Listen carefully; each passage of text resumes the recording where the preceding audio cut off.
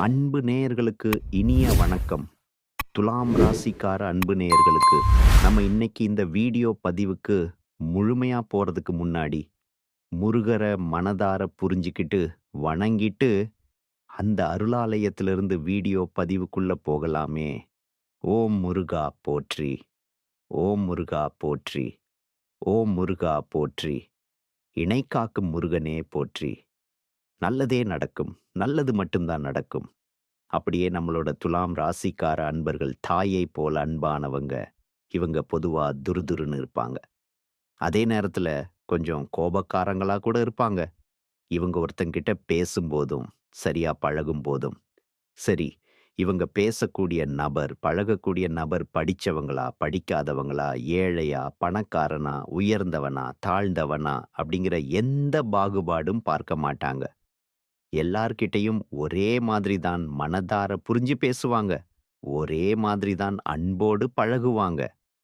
இவங்களை பொறுத்தவரைக்கும் சமுதாயத்துல பெரிய மாற்றத்தை கொண்டு வரணும் அப்படிங்கிறதுக்காக இரவு பகல் உறங்காமலா உழைச்சுக்கிட்டே இருக்காங்க. இவ்வளவு அருமையான நற்குணங்களை கொண்ட துலாம் ராசிக்கார அன்பு நேயர்களே, எல்லாரும் எப்படிங்க இருக்கீங்க? நலமா இருக்கீங்களா? ஏங்கம்மா, நீங்க வேற எங்கள பார்த்து இப்படி ஒரு கேள்வி கேட்கிறீங்களே! நாங்க எங்கம்மா நலமா இருக்கோம்? எங்க வாழ்க்கையில இருக்கக்கூடிய பிரச்சனைகள பார்த்தா, நலமா இருக்கிற மாதிரியா தெரியுது. அப்படின்னு உங்க மனசுல நெனைக்கிறது, எனக்கு முழுசா புரியுதுங்க. துலாம் ராசிக்காரர்களே! உங்க வாழ்க்கையில இருக்கக்கூடிய இந்த கஷ்டமான சூழ்நிலைகள் எல்லாமே, இனி வரக்கூடிய காலங்கள்ல மறைஞ்சு போகப் போகுதுங்க. உங்களுடைய ஆசைகள், கனவுகள் எல்லாமே நிறைவேறப் போகுது. திருமணமாகாதவங்களுக்கு திருமண தடை நீங்கி, சந்தோஷமா திருமணம் நடக்கப் போகுதுங்க. குழந்தை பாக்கியம் இல்லாதவர்களுக்கு, அழகான குழந்தை பாக்கியம் கிடைக்கப் போகுதுங்க. பூர்வீக சொத்து ரீதியா இருந்த அனைத்து பிரச்சனைகளுக்கும் முழுமையான தீர்வு கிடைக்கப் போகுது. உங்களுக்கு வரவேண்டிய பூர்வீக சொத்து உங்க கையில வந்து சேரப் போகுதுங்க. புதுசா நலம் வாங்கப் போறீங்க. கார் வாங்கப் போறீங்க. உங்க வாழ்க்கைய அருமையான, சந்தோஷமான வாழ்க்கையா மாற்றப் போகுது. உங்கள விட்டு பிரிந்து சென்ற உறவுகள் எல்லோருமே, இனி வரக்கூடிய காலங்கள்ல உங்களை தேடி வரப்போறாங்க. உங்க வாழ்க்கையில இருந்த அனைத்து பிரச்சனைகளுக்கும் தீர்வு கிடைக்கக்கூடிய மாதமா உங்களுக்கு இந்த மாதம் அமைஞ்சிருக்குதுங்க. இந்த தை மாதத்துல நீண்ட நாட்களா உங்க மனசுல இருந்த மனக்கவலைகள் குறையப் போகுது. வாழ்க்கையில புதிய நம்பிக்கை பறக்கப் போகுதுங்க. குடும்பத்துல சந்தோஷமான, மகிழ்ச்சியான செய்திகள் வரப்போகுது. தடைப்பட்ட வேலைகள் ஒன்றன் பின் ஒன்றா நடக்கத் தொடங்கப் போகுதுங்க. பணவரவு மேம்படப் போகுது. கடன் பிரச்சனை குறைய ஆரம்பிக்கப் போகுதுங்க. நல்ல மனுஷனோட நட்பு உங்களுக்கு கிடைக்கப் போகுது. உங்களின் மதிப்பு பிறரிடம் உயரப் போகுது. மறைந்திருந்த திறமைகள் வெளிப்படப் போகுது. வேலை, வியாபாரத்துல நல்ல வாய்ப்புகள் வரப்போகுது. தேவையில்லாத உறவுகள் தானா விலகப் போகுது. மன உறுதி அதிகரிக்கப் போகுது. உடல் நலத்துல நல்ல முன்னேற்றம் ஏற்பட போகுது. பழைய பிரச்சனைகளுக்கு தீர்வு கிடைக்கப் போகுது. ஆன்மீக சிந்தனை அதிகரிக்கப் போகுது.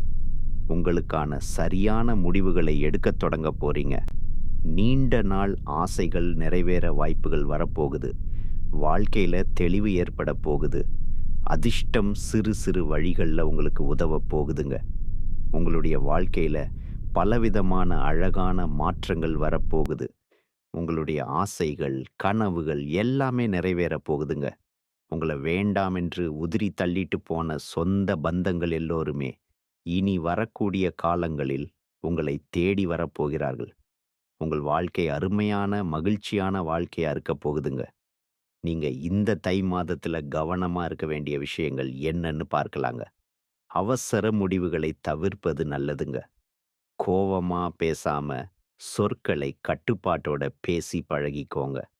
பண விஷயங்கள்ல திடீர் செலவுகளை குறைக்கிறது நல்லதுங்க. கடன் கொடுத்தல் வாங்கல்ல கவனத்தோட இருந்துக்கோங்க. தேவையில்லாத வாக்குவாதங்கள்ல ஈடுபடாதீங்க. உறவுகள்ல தவறான புரிதல் வராம தெளிவா பேசுங்க. உடல் நலத்தை அலட்சியம் செய்ய வேண்டாங்க. தூக்கம் குறைவா விடாதீங்க. பழைய பிரச்சனைகளை மீண்டும் கலர வேண்டாம். ரகசிய விஷயங்களை யார்கிட்டயும் பகிர வேண்டாம்.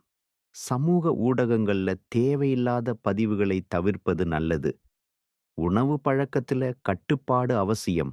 நம்பிக்கை இல்லாதவரிடம் அதிகம் பழக வேண்டாம். கையெழுத்து ஒப்பந்தங்கள்ல கவனமா இருந்துக்கோங்க. வாக்குறுதிகளை எளிதா குடுக்காதீங்க. மனதை காயப்படுத்தும் நினைவுகள்ல சிக்கிக் கொள்ளாதீங்க. பொறாமை, ஒப்பீடுகளை தவிர்த்துருங்க. பயணம் செய்யும்போது கூடுதல் கவனமா இருந்துக்கோங்க. பெற்றோர், மூத்தவர்களின் அறிவுரையை மதிச்சுக்கோங்க. தேவையான இடங்கள்ல இல்லை என்று சொல்லி கற்றுக்கொள்ளுங்க.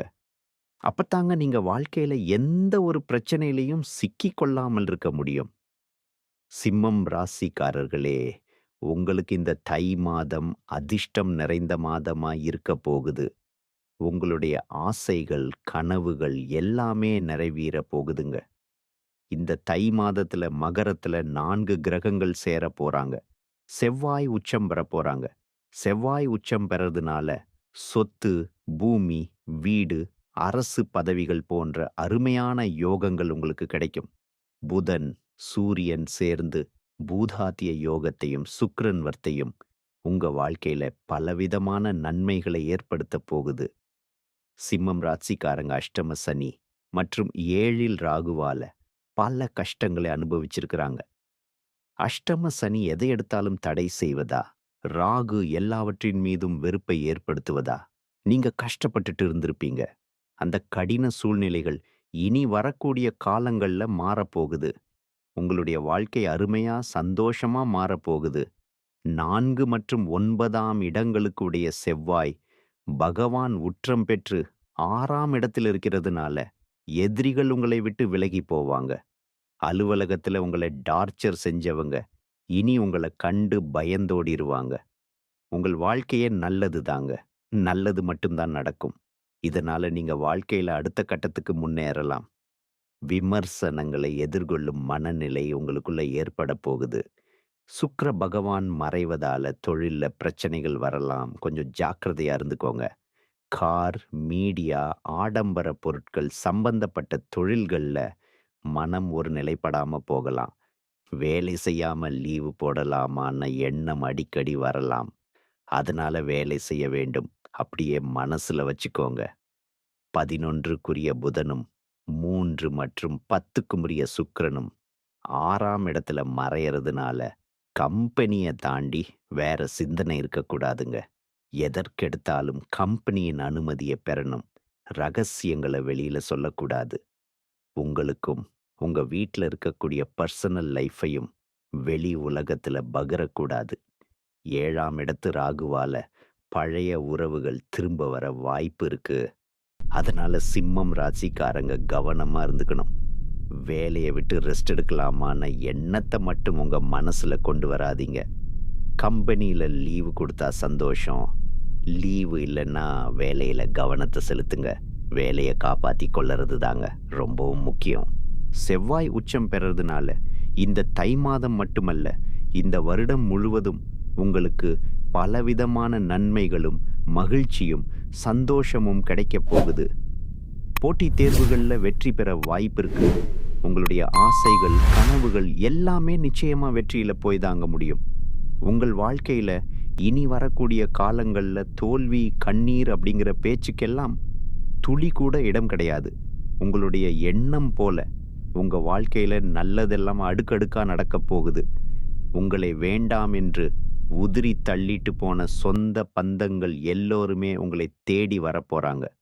குலதெய்வம் எங்கேயோ இருக்குது, என்னமோ இருக்குது அப்படின்னெல்லாம் நீங்க நினைக்க வேண்டாங்க. நீங்க எங்க இருந்தாலும் ஒரு தீபம் ஏத்தி வச்சு, அந்த தீப ஒளியில தெய்வங்கள் இருக்கிறாங்க அப்படின்னு மனதார நினைச்சு வழிபாடு செய்யுங்க. குலதெய்வமே தெரியாவிட்டாலும் வீட்டில தீபம் ஏற்றி வச்சு, ஏதாவது ஒரு நல்ல நாள்ல குலதெய்வத்த நினைச்சு வழிபாடு செய்யுங்க. குலதெய்வ வழிபாடு குலம் காக்குங்க. குலம் தலைக்கும் முதல்ல குலதெய்வம், அப்புறம் இஷ்டப்பட்ட தெய்வம், அப்புறம் உங்களுக்கு விருப்பப்பட்ட தெய்வங்கள். எந்த கோயிலுக்கு போனாலும், என்ன பண்ணாலும் ஏற்றம் இல்ல அப்படின்னு நீங்க சொல்லுவீங்க. தனமும் எந்திரிச்ச உடனே சூரிய பகவானை நமஸ்காரம் பண்ணுங்க. அவங்களுடைய அனுக்கிரகம் இருந்தா போதும். மற்ற கிரகங்கள் எல்லாம் சாதகமா இல்லைனா கூட பரவாயில்ல. அந்த சூரியனுடைய பிரகாசம் உங்க வாழ்க்கையையே பிரகாசமா மாத்திருங்க. அந்த வெளிச்சம் உங்களை வந்து சேருங்க. உங்க வாழ்க்கையில இருக்கக்கூடிய கண்ணீரெல்லாம் கரைஞ்சு போயிருங்க. அடுத்ததா நம்மளுடைய துலாம் ராசியில் இருக்கக்கூடிய ஒவ்வொரு நட்சத்திரக்காரர்களுக்கும் இந்த மாதம் எப்படி இருக்குன்னு பார்க்கலாங்க. நம்முடைய துலாம் ராசியில் இருக்கக்கூடிய முதல் நட்சத்திரம் சித்திரை 3, 4ஆம் பாதம். உங்களுக்கு இந்த மாதம் எப்படி இருக்குன்னு பார்க்கலாங்க. மனசுல இருந்த வருத்தங்கள் மறைய போகுதுங்க. உங்களுடைய குழப்பங்கள் மறைய போகுதுங்க.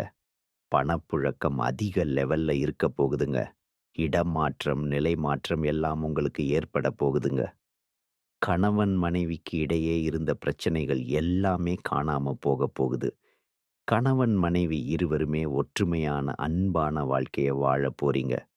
உங்களுக்கு அனுகூலமான மாற்றங்கள் ஏற்பட போகுது. உங்களுடைய எதிரிகள் உங்களுக்கு அடங்கி போக போறாங்க. கூட்டு தொழில்ல ஈடுபாடு உள்ளவங்க அதிக லாபம் பெற போறீங்க. அடுத்ததா நம்முடைய துலாம் ராசியில் இருக்கக்கூடிய நட்சத்திரம் சுவாதி. உங்களுக்கு இந்த மாதம் எப்படி இருக்குன்னு பார்க்கலாங்க. உங்களின் உடல் ஆரோக்கியத்துல சிறு பாதிப்புகள் ஏற்படலாம். கொஞ்சம் கவனமா இருந்துக்கோங்க. பிள்ளைகளால சந்தோஷமான செய்திகள் உங்களுக்கு கிடைக்கப் போகுது. அதிர்ஷ்ட வாய்ப்புகள் கைகூடி வரப்போகுது. தாயின் உடல் நலன்ல கவனம் செலுத்தி வர்றது அவசியம். தெற்கு தென்கிழக்கு திசை உங்களுக்கு அனுகூலம் தருங்க.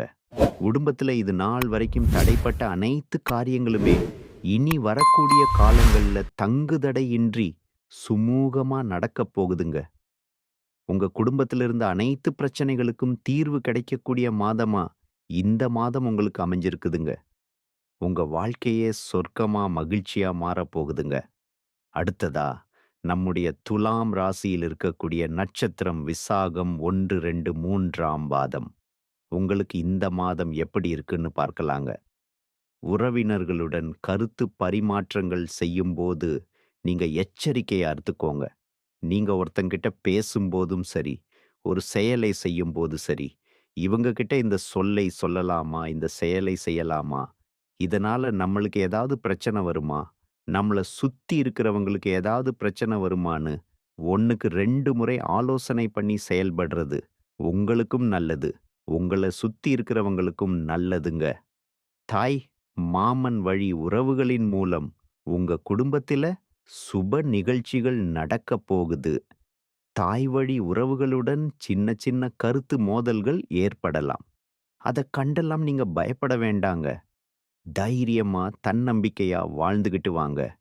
நிச்சயமா உங்களுடைய வாழ்க்கையில் முன்னேற்றம் வருங்க. நல்லதே நடக்கும். நல்லது மட்டும் தான் நடக்கும். நன்றி, வணக்கம்.